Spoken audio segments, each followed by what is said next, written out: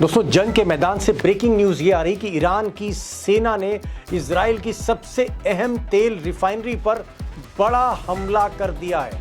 अब ईरान का ये जो हमला हुआ है वो इजराइल के हाइफा शहर जो समंदर के किनारे है, वहाँ पर बजान हाइफा रिफाइनरी, वहाँ पर ये हमला हुआ है। कई जगह रिफाइनरी पर मिसाइलें गिरी हैं, भयानक आग लग गई है, चारों तरफ धुआं ही धुआं है और पूरे इजराइल में हड़कंप है।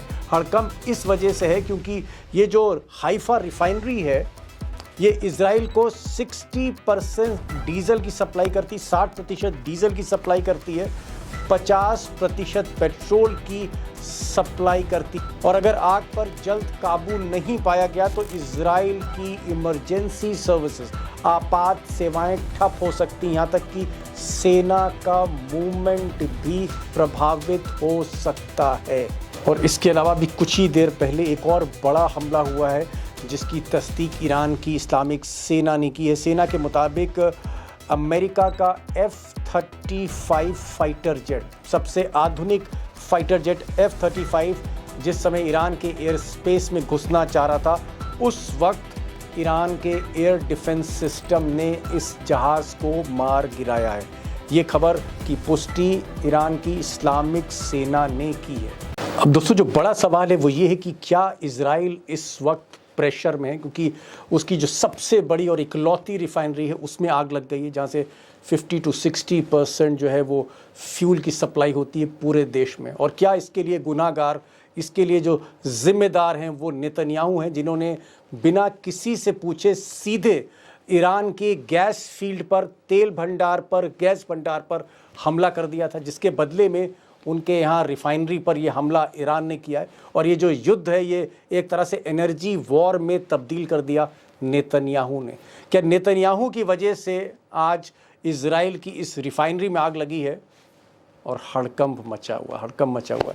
और एक और बड़ा सवाल है, और ये भी बड़ा इम्पोर्टेंट है, कि एक ऐसे वक्त पर जब ईरान की टॉप लीडरशिप, चाहे वो इमाम खामनाई हो, चाहे वो अली लारीजानी जैसे मास्टर स्ट्रेटजिस्ट हों, या आर्मी चीफ रहे हों, या सिक्योरिटी चीफ हों, या इंटेलिजेंस चीफ हों, और ईरान की पूरी लीडरशिप, टॉप लीडरशिप के आप कह सकते हैं जो की ऑफिशियल्स हैं, लीडर्स हैं, उनको एलिमिनेट करने के बाद, ख़त्म करने के बाद, ऐसी कौन सी ताकत है ईरान में जो उसको इतनी ऊर्जा दे रही है, एनर्जी दे रही है मजबूती से जंग लड़ने के लिए? और ये सवाल मैंने अमरीश मिश्रा जी से पूछा, जो हमारे ईरान के एक्सपर्ट हैं, मिडिल ईस्ट के भी एक्सपर्ट हैं। मैंने उनसे पूछा कि आखिर वो कौन सी ताकत है, कौन सा इंस्पिरेशन है, प्रेरणा है जो ईरान को इतनी मजबूती से लड़ने के लिए गाइड कर रहा है।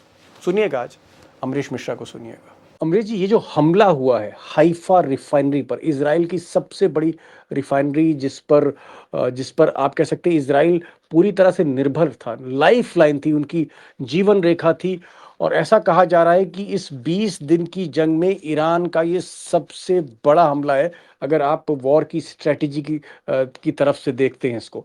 मैं ये जानना चाह रहा था कि क्या वाकई एक इमरजेंसी जैसी स्थिति है इजराइल में, और क्या उसके सेना का प्रदर्शन, उसका जो पूरा सिस्टम है, ट्रांसपोर्ट, मिलिट्री ट्रांसपोर्ट, सब कुछ प्रभावित हो रहा है?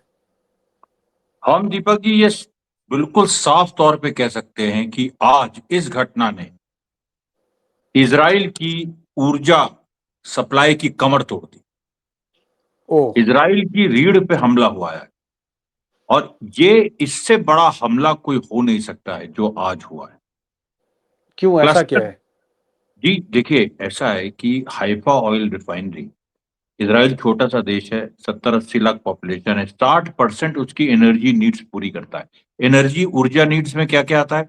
उसमें इलेक्ट्रिसिटी भी आती है, उसमें तेल आता है। अब तेल की देखिए जो पूरी बात है, तेल से न केवल गाड़ियां चलती हैं बल्कि टैंक्स भी चलते हैं, उनके मरकबा टैंक्स चलते हैं, उनकी पूरी जो वॉर मशीनरी, मिलिट्री है, वॉर हवाई जहाज, मशीनरी, हेलीकॉप्टर, सब कुछ। जी, हेलीकॉप्टर, हवाई जहाज, पूरा जो साजो सामान जंग का है वो चलता है।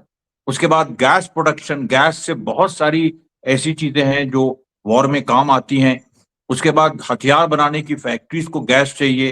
तो ये जो चीज है, और एक ही ऑयल रिफाइनरी पूरे इजराइल में, एक हाइफा ऑयल रिफाइनरी, जी। और उस पे ईरान ने बहुत समय से अटैक किए हैं। लेकिन सबसे बड़ी बात पता है क्या Deepak ji, Haifa oil refinery इतनी महत्वपूर्ण थी कि उसके पास अपना एयर डिफेंस सिस्टम था, लेकिन आज वो ओ एयर डिफेंस सिस्टम कहाँ है?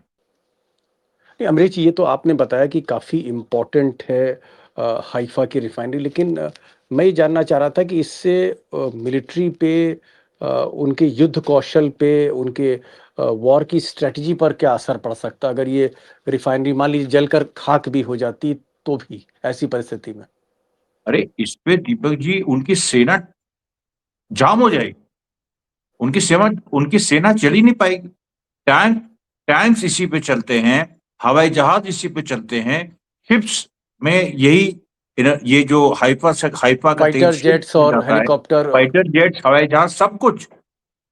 और फिर सिविलियंस की तो हम बात ही नहीं कर रहे हैं, जो वहां पर इमरजेंसी की सिचुएशन होगी, सर्विसेज, इमरजेंसी सर्विसेज हैं होगी। इमरजेंसी सर्विसेज, अस्पताल, मतलब कहाँ नहीं आपको जो गैस और जो तेल की मतलब जरूरत हर आप जगह। कह रहे हैं, आप ये कह रहे हैं कि युद्ध में जैसे एक फाइटर जेट बहुत इंपॉर्टेंट है या मिसाइल बहुत इंपॉर्टेंट है, इसी तरह तेल जो है, तेल की रिफाइनरी भी एक बहुत बड़ा वॉर एसेट है, ये आप कहना चाह रहे हैं।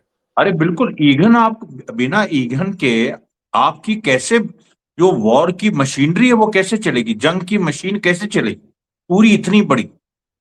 तो कहने का मेरा मतलब है कि ये तो बहुत ही, ये तो कुछ किसी ने सोचा नहीं था कि इतना ओके स्ट्रेटेजिकली ईरान मारेगा, कि उसने पहले सारा एयर डिफेंस खाली किया और फिर मार दिया। अमरीश भाई, मैं न्यूयॉर्क टाइम्स में और बाकी जो अमेरिका के अखबार हैं या ब्रिटेन के अखबार हैं उसमें मैं पढ़ रहा था कि ये जो हाइफा रिफाइनरी है, यहाँ परिंदा पर नहीं मार सकता क्योंकि यहाँ दुनिया का सबसे शक्तिशाली एयर डिफेंस सिस्टम एरो लगा हुआ है। यहाँ पर सबसे शक्तिशाली रडार है। तो ये रडार के होते हुए, एयर डिफेंस सिस्टम के होते हुए, ये मिसाइलें ईरान की यहाँ कैसे गिर गई? अरे एयर डिफेंस सिस्टम में भी तो मिसाइलें होती है ना, और एरो सिस्टम सबसे महंगा है, $4 मिलियन की एक मिसाइल है, और ईरान के का $50,000 का एक ड्रोन है। मिसाइल्स की बात मैं नहीं कर रहा हूं, ड्रोन की। तो ईरान ने क्या किया कि लंबे समय तक ड्रोन मारता रहा, ताकि जो महंगी उनकी एरो मिसाइल्स हैं, जो इंटरसेप्टर्स हैं, वो खर्च होते गए। ओह ओहो। तो उसकी मतलब सीमा है ना, एरो में अगर समझ अगर गया, 100 मिसाइल समझ हैं गया तो खर्च हो गई सब। मैं समझ गया। आप ये कह रहे हैं कि बजाय रिफाइनरी पर अटैक करने के, पिछले कुछ दिनों से, 5-6 दिनों से या 6-7 दिनों से ईरान सिर्फ रडार पे हमला कर रहा था, एयर डिफेंस सिस्टम पर हमला कर रहा था कि पहले इनकी आंखें फोड़ दें, पहले इनका रडार खराब कर दें, उसके बाद हम रिफाइनरी पर आए। ये था बिल्कुल नहीं, रणनीति। रिफाइनरी पे भी मार रहा था, लेकिन उसमें भी मारने का इरादा ईरान का यही था कि इंटरसेप्ट हो जाएगा, वो हम मारेंगे, इंटरसेप्ट हो जाएगा, इंटरसेप्ट होने दो, उनका खर्च होने दो, उनके ओके, पूरे झोले को खाली होने दो। उनकी जो इंटरसेप्ट मिसाइल्स हैं।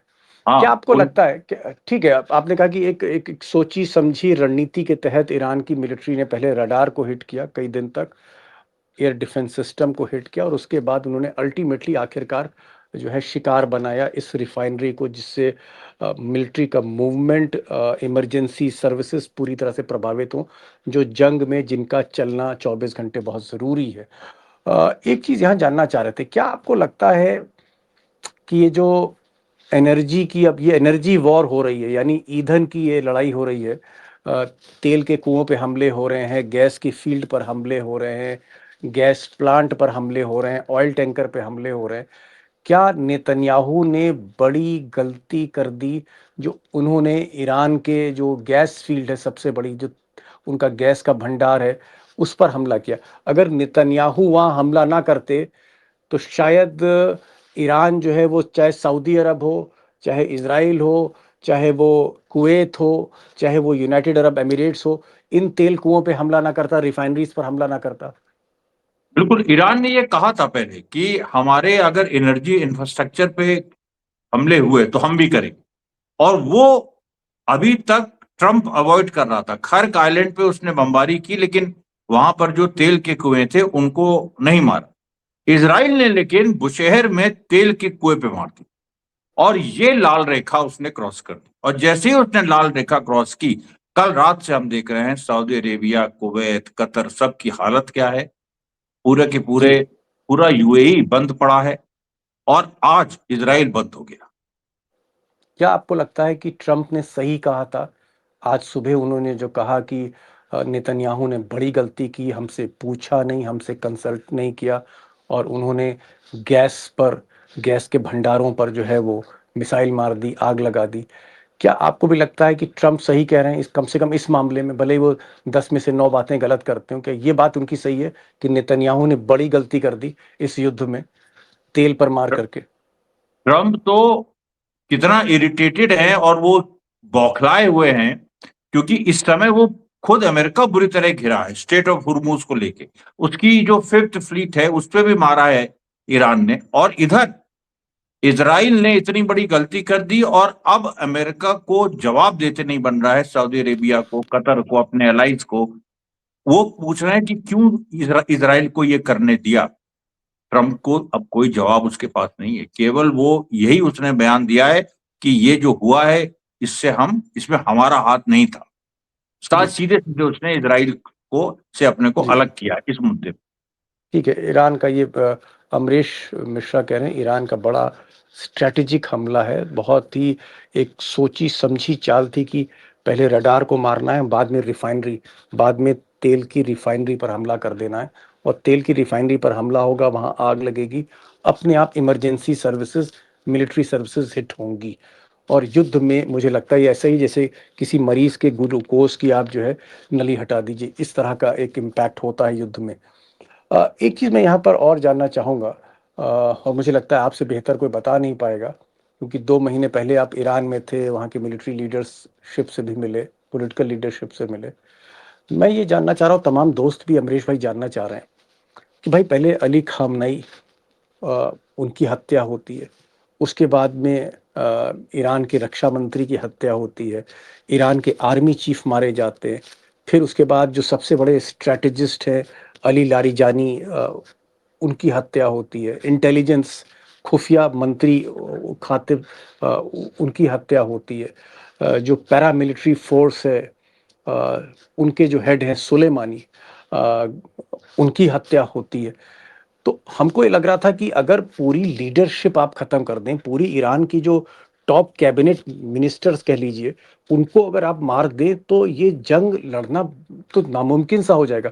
लेकिन मैं ये देख रहा हूँ अमरीश भाई कि ये जंग दुगनी ताकत से ईरान लड़ रहा है। मतलब खामनाई की मौत के बाद ऐसा लग रहा है जैसे और ज्यादा ताकत आ गई। तो इस वक्त ईरान को कौन गाइड कर रहा है, कौन डिसीजंस ले रहा है, कौन फैसले ले रहा है, इसके इसके पीछे फोर्स कौन सी है? फोर्स है इस्लामिक सेना। जी, देखिए क्या है, क्या? इस्लामिक सेना, ओके। ईरान की इस्लामिक सेना, जिसको मतलब ये जो आईआरजीसी भी इस्लामिक कहते सेना, ये जो, हाँ हाँ, आप कह रहे हैं IRGC कहते हैं, यानी इस्लामिक रेवोल्यूशन गार्ड कोर कहते हैं और शॉर्ट में है इस्लामिक सेना, हम लोग बोलते हैं इसको। हैं, क्रांतिकारी इस्लामिक इस्लामिक सेना। क्रांतिकारी इस्लामिक से, ठीक। क्या इस्लामिक सेना अलग है और रेगुलर सेना अलग है? बिल्कुल, ईरान की रेगुलर सेना वो अलग है, जो क्रांति के पहले भी थी, शाह के और समय भी आज भी थी है और आज भी है। उसका अपना अलग उसकी भूमिका है। और जो ये सेना बनी है इस्लामिक सेना, इस्लामिक सेना? ये खास तौर पे क्रांति के उसूलों को प्रोटेक्ट करने के लिए, उनको सुरक्षित रखने के लिए और इसराइल और अमेरिका के खिलाफ लड़ने के लिए अनवरत आखिरी दम तक इसलिए बनी थी। इसको जो क्रांति के पहले नायक थे या सूत्रपात जिन्होंने किया था, इमाम खुमैनी, उन्होंने बनाया था और ये ओके। आज तक वही काम कर रही है। तो और आपका कहना है इसमें कि इस्लामिक जो सेना है अब वो सारे फैसले ले रही है और वो फैसले जो आपने हमको आज सुबह बताया था, एक दूसरे वीडियो में आपने बताया था कि इस्लामिक सेना चाहती थी कि मुश्तबा खामनाई सुप्रीम लीडर बने, यानी मुश्तबा खामनाई और इस्लामिक सेना, इन दोनों के अंदर बहुत अच्छा कोऑर्डिनेशन है, बहुत बड़ा टीम वर्क है। तो क्या अब ये मैं मानूं, एक पत्रकार के तौर पर मैं ये मानूं कि ये जो जंग है ईरान की तरफ से इस्लामिक सेना का जो यंग ब्लड है, जो उनके यंग लड़के हैं, यंग फौजी अफसर हैं, वो लड़ रहे हैं, वो तय कर रहे हैं? बिल्कुल वो तय कर रहे हैं, उनकी अपनी कमिटी है। अब आप सोच लीजिए, ये बहुत बड़ी बात मैं बता रहा हूं, क्योंकि 1857 में भी यही हुआ था, सिपाही लड़ रहे थे वो, ऑर्डिनरी जी। सिपाही, बड़े बड़े नाम नहीं लड़ रहे थे। और ये जो इतनी पूरी पॉलिटिकल और मिलिट्री लीडरशिप जो साफ कर दी, जो ट्रेडिशनल आर्मी थी उसकी लीडरशिप साफ कर दी, अपने आप इजराइल और अमेरिका ने सत्ता ऐसे लोगों को दे दी जो उनका खात्मा बिना हुए वो चैन नहीं लेंगे। ये ओह हो। सबसे बड़ी मतलब आयरनी है। आप कह रहे हैं कि लीडरशिप को मार के, लारी जानी जैसे एक उदारवादी नेता को मार के अमेरिका ने और इजराइल ने सत्ता उन कट्टर पंथियों के हाथ में दे दी जो पहले से ही इजराइल की तलाश में थे, पहले से ही जिनका तलाश जीवन वो का एक ही उद्देश्य था इजराइल से लड़ना, उनके हाथ में सत्ता दे दी आपने। उनके हाथ में दे दी और उनको इस कार्य के लिए उनको तैयार किया गया। 47 साल उनकी तैयारी है कि अगर ओहो। ऐसी स्थिति आती जी, अगर ऐसी स्थिति आती है कि सब कुछ फेल हो जाता है तो तुम हो। तो ये जो इस्लामिक सेना है, मतलब 10-15 हजार लोग हैं, 700-800 लोग हैं, 1200 लोग हैं, 50,000 लोग हैं, उससे ज्यादा है? देखिए, इस्लामिक सेना का जो कोर है वो 5 से 6 लाख का कोर है। ओह। जी, बिल्कुल, पांच पांच से से छह लाख छह का। लाख बिल्कुल।